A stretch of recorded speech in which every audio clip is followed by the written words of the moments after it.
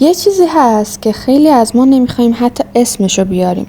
نه غمه، نه ترسه، نه خشمه. یه چیز بیرنگ و بی‌صداست، یعنی بی‌حسی. انگار بدنم هست ولی من توش نیستم. نگران نیستم ولی خب خوشحالم نیستم.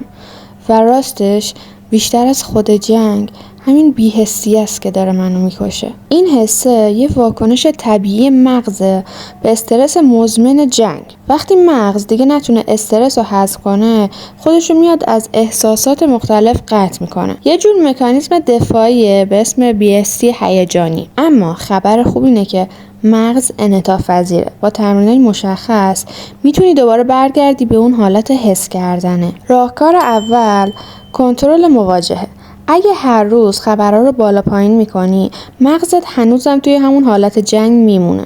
محدود کردن مواجهت با اخبار تروماتیک به 10 دقیقه در روز میتونه سطح کورتیزول تو که همون هورمون استرس هست تا حد خیلی زیادی بیاره پایین. یعنی یه تایمر بذار روزی فقط 10 دقیقه خبر بخون، نه بیشتر نه کمتر. راهکار دوم تمرین بازگشت به بدن. جنگ فقط تو ذهن ما نمیمونه، تو بدنمون هم ذخیره میشه. پس لازمه که دوباره با بدنمون ارتباط بگیریم.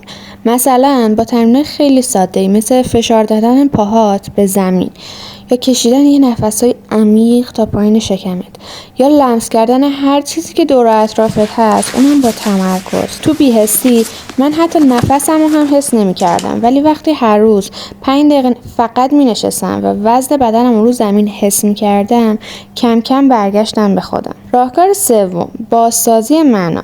تو جنگ خیلی چیزا رو از دست میدیم، ولی معنای زندگیمون چیزی نیست که فقط باشه، باید بسازیمش. دکتر ویکتور فرانکل، روانپزشک بازمانده اون اردوگاه کار اجباری، نشون داد آدمایی که حتی تو جهنم هم دنبال معنا بودن بیشتر زنده موندن. پس بهتره که از خودت بپرسی تو این شرایط من هنوز برای کی مهمم؟ چی میتونه از تو دل این درد بیرون بیاد؟